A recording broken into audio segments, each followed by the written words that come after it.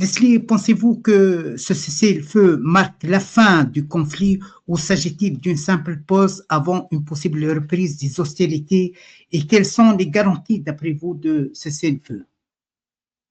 Bon, déjà, je pense, la première chose, c'est que, à mon avis, enfin, à mon avis, ce n'est pas un cessez-le-feu dans la mesure où, d'ordinaire, un cessez-le-feu, ça se négocie, on se met autour d'une table, on discute des conditions, toutes les parties acceptent les conditions d'un cessez-le-feu. Un cessez-le-feu, on a vu sur l'Ukraine, ça peut se négocier pendant des mois.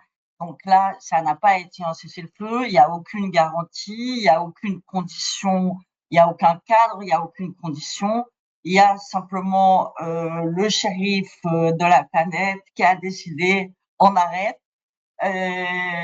Cela dit, je pense que c'était surtout un exercice de communication pour Donald Trump et que il y avait eu des négociations entre toutes les parties et tout le monde, et je pense d'abord Israël, avait intérêt à ce que la guerre s'arrête. Donald Trump avait intérêt à ce que ça cesse parce qu'après les frappes de dimanche,